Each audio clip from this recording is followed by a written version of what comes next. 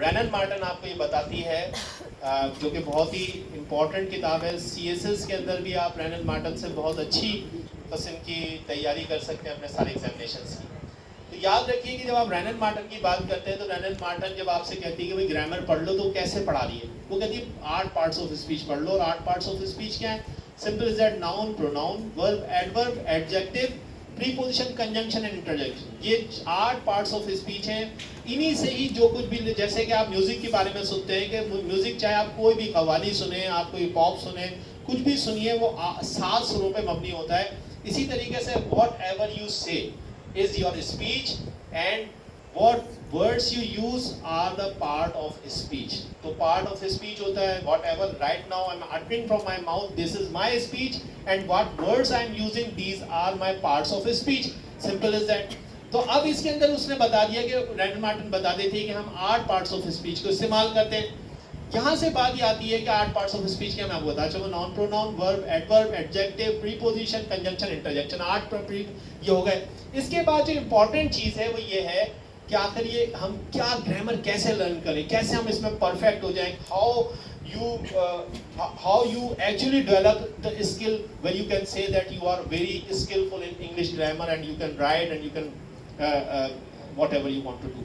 ठीक है जी। अब यहाँ पे बात ये आ जाती है कि इंग्लिश के हवाले से जो बहुत इंपॉर्टेंट चीज़ है कि आप जो कुछ भी आप कहते हैं तो पहली चीज़ बनती है सेंटेंस। ये जो पार्ट्स ऑफ स्पीच सेंटेंस बनाते हैं। सेंटेंस की डेफिनेशन क्या? सेंटेंस की डेफिनेशन यही है, a group of words which having a complete sensible meaning. यानी कि एक ग्रुप हो वर्ड्स का जो कि आपको पते की बात बता दे तो वो। अच्छा, इसी तरीके से एक और बहुत इंपॉर्टेंट डेफिनेशन है। कोई बताएगा दूसरी डेफिनेशन क्या थी? मैंने आपको बताई थी, सेंटेंस की डेफिनेशन है जी। Starts with capital letter and ends with punctuation mark. शाबाश। इन्होंने कहा कि start with a capital letter and ends with a punctuation mark. तो याद रखिएगा कि कोई भी जो आपका सेंटेंस होता है वो कैपिटल वर्ड से शुरू होता है। ये बहुत बड़ी मिस्टेक अक्सर स्टूडेंट करते हैं कि वो कैपिटल वर्ड से। कल भी मैंने आप लोगों की चेक किए थे, आपको याद होगा कि मैंने कैपिटल मार्किंग ही की थी कि आपने पाकिस्तान का पी छोटा लिखा था। ये तो बहुत बड़ा क्राइम है। मैंने आपसे मजाक में कहा था कि आपकी शहरियत छीन लेनी चाहिए इस बात में कि आप पाकिस्तान का पी छोटा लिख रहे हैं। This is nonsense. पंक्चुएशन का ख्याल रखें। तो जब भी आप सेंटेंस स्टार्ट करते हैं तो वहां पे आप इस बात का ख्याल रखें कि कोई भी सेंटेंस स्टार्ट होगा तो वो हमेशा पंक्चुएशन मार्क के साथ खत्म होगा, स्टार्ट कैपिटल लेटर्स होगा। इसके बाद दूसरी इंपॉर्टेंट चीज ये है कि वो सेंसिबल वर्ड्स। अब यहाँ पे बात ये आ गई थी कि कम से कम कितने वर्ड्स का होगा। तो याद रखिए 2 वर्ड से भी सेंटेंस बन जाता है। जैसे कि अभी दानियाल ने बताया कि उसकी आप मिसाल ये रख सकते हैं, आई प्ले, आई टीच। जैसे कि मैं इसका कह रहा हूँ आई टीच, कंप्लीट वर्ड है, कंप्लीट सेंसिबल मीनिंग के साथ एक सेंटेंस है जो कि 2 वर्ड से बनता है। तो भाई ऐसे आखिर ये कौन से ऐसे की वर्ड्स हैं जो कि 2 वर्ड्स हैं? तो याद रखिएगा एक सब्जेक्ट एक प्रेडिकेट है। और मैंने हमेशा कहा कि प्रेडिकेट एक बहुत एक्सटेंडेबल मीनिंग्स रखता है कि प्रेडिकेट के लिए खुद ब्रेनन मार्टन ने इब्तिदा में शुरू में ही, अगर आप ब्रेनन मार्टन खोलेंगे वहां पे सब्जेक्ट प्रेडिकेट को उसे बहुत अच्छी तरह एक्सप्लेन करने की कोशिश करिए। बहरहाल सब जो इसके अंदर सबसे इंपॉर्टेंट चीज ये है कि प्रेडिकेट है क्या। प्रेडिकेट मैं अपने स्टूडेंट्स को देता हूं कि आप परेशान नहीं, आप प्रेडिकेट को हमेशा मार्क कीजिए वर्ब से। वैसे वर्ब के अलावा भी प्रेडिकेट बहुत सारी चीजें, उसके अंदर ऑब्जेक्ट भी होता है। वर्ब का जो ऑब्जेक्ट होता है, अगर वो ट्रांजिटिव वर्ब है तो उसका एक ऑब्जेक्ट जरूर होगा, तो वो एक अलग चीज। लेकिन इजी इस वक्त आप मेरे वर्ड्स को आप मार्क कर सकते हैं, लेकिन ये इसमें आप इस इजी इसका सेंस ये ले सकते हैं कि अगर वर्ब है तो ये प्रेडिकेट है। ठीक है, बेस प्रेडिकेट वर्ब पे करेगा। या आसान लफ्जों में आप समझ नहीं कह सकते हैं कि जब भी आप प्रेडिकेट की बात कर रहे हैं तो आप वर्ब की बात कर रहे हैं। सो एज आई सेड कि आई टीच या आई प्ले, तो इसके अंदर जो आई है वो एक सब्जेक्ट है। और याद रखिए कि किसी भी सेंटेंस का आगाज सब्जेक्ट से ही होगा। मतलब इस आगाज से मतलब ये है कि वो बनेगा सब्जेक्ट से। जब तक सब्जेक्ट नहीं होगा तो एक्शन कैसे होगा? ठीक है जी। तो इसलिए आपको एक सब्जेक्ट की जरूरत पड़ती है जो कि सारे की सारी कहानी को डेवलप करता है। तो ऐसी सूरत में आपका एक सब्जेक्ट हो, आय हो सकता है, नौफल हो सकता है, असलम हो सकता है, कोई भी हो सकता है, जॉन, माइकल, कोई भी हो सकता है। ठीक है जी। तो कहने का मकसद ये है कि आपके पास एक सब्जेक्ट होगा जो कि काम करेगा। तो subject and predicate can make a sentence. और सब्जेक्ट और प्रेडिकेट के लिए आपको 2 वर्ड चाहिए, एक सब्जेक्ट चाहिए, एक प्रेडिकेट। याद रखिए कि सब्जेक्ट हमेशा सेंटेंस के अंदर नाउन ही होता है। और प्रिडिकेट जो होता है अमूमन जो एम्फेसिस होता है प्रिडिकेट का वो वर्ब से होता है। फिर मैंने आपको बताया कि अगर वो ट्रांजिटिव है तो उसके साथ फिर उसके दूसरे लवाजमात भी लगे होंगे, दूसरी चीजें भी अटैचमेंट्स होंगी, वो फिर एक लंबी बात है, हम सब्जेक्ट प्रिडिकेट को देखेंगे। तो ये इसकी सेंटेंस की कंस्ट्रक्शन होती है। फिर सेंटेंस की 4 फॉर्म्स मैंने सब्जेक्ट और एक वर्ड से आप प्रिडिकेट कर सकते हैं।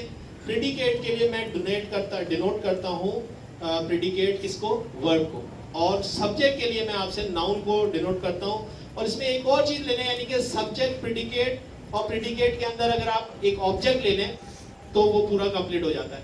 तो अगर आप किसी जुमले के अंदर सब्जेक्ट और ऑब्जेक्ट को देख रहे हैं तो ऑब्जेक्ट भी हमेशा नाउन होता है। तो आप देख रहे हैं कि नाउन की कितनी इंपॉर्टेंस है। कोई जुमला क्रिएट ही नहीं हो सकता जब तक कि आपके पास नाउन ना हो। और किसी भी जुमले के अंदर चाहे दुनिया इधर से उधर हो जाए, याद रखिएगा कि सब्जेक्ट और ऑब्जेक्ट हमेशा नाउन होता है। ये इसका एक उसूल हो गया। दूसरी चीज एक और बहुत इंपॉर्टेंट, जो कि बहुत इंपॉर्टेंट है, वो ये कि सब्जेक्ट ही नाउन भी होता है और सब्जेक्ट ही प्रोनाउन होता है, और ऑब्जेक्ट ही नाउन होता है और ऑब्जेक्ट ही प्रोनाउन होता है। वैसे भी ग्रामर की दुनिया में जो चीज नाउन है वो प्रोनाउन जरूर होगी। कैसे? मिसाल के तौर पे मैं नौफिल, तो नौफिल नाउन है, लेकिन अगर ये ही है तो ये ही इसका प्रोनाउन है, ठीक है जी। अगर ये दिस है तो ये दिस इसका प्रोनाउन है, ठीक है जी। तो याद रखिए कि कहीं पे भी नाउन जो है वो प्रोनाउन से रिप्लेस हो सकता है। यानी कि अगर मैं कह रहा हूं कि एक सब्जेक्ट जो है वो हमेशा नाउन होगा, तो मैं इनडायरेक्टली ये भी कह रहा हूं कि एक सब्जेक्ट हमेशा प्रोनाउन भी होगा या प्रोनाउन हो सकता है। अगर मैं कह रहा हूं कि एक ऑब्जेक्ट जो है हमेशा नाउन होगा, तो वो ऑब्जेक्ट हमेशा प्रोनाउन भी हो सकता है।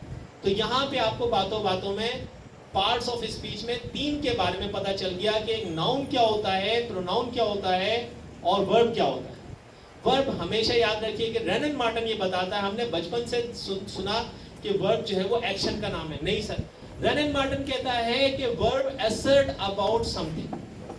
वर्ब जो है वो असर्ट करता है किसी चीज के बारे में, वो बताता है किसी चीज के बारे में। ये रेनन मार्टन की डेफिनेशन आप खोल के वर्ब पे चले जाएगा, आपको नजर आ जाएगी, ठीक है जी। तो यहाँ पे आपको मैंने एक थोड़ा सा ब्रीफ इंट्रोडक्शन दिया है। अब मैं बात ये कर रहा था जो जहाँ पे बात इंटरप्ट हो गई थी कि जो सेंटेंस होता है, सेंटेंस की जो है वो कितनी किस्में, जी बुशरा बताइए, सेंटेंस की किस्में, सेंटेंस की 4 किस्में हैं। वो 4 किस्में बुशरा बताएंगी, शाबाश। नहीं ये वाली नहीं, ये अलग कैटेगरी है। मैं सेंटेंस के ऊपर हूं कि सेंटेंस कितने तरह का हो सकता है अपनी अदायगी के लिहाज से। जी देखिए, जी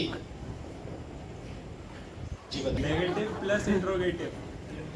देखिए सिंपल, जिसको मैं अफर्मेटिव कह रहा हूं, ये तो बता रही थी आपको चारों कि सिंपल, डिक्लेरेटिव, पहला जो है वो डिक्लेरेटिव है। सिंपल इज दैट, वो डिक्लेरेटिव है। पहला सेंटेंस का जो टाइप है, याद रखिए कि 4 टाइप्स हैं उसकी अदायगी के हवाले से। सेंटेंस की 4 टाइप्स हैं अदायगी के हवाले से।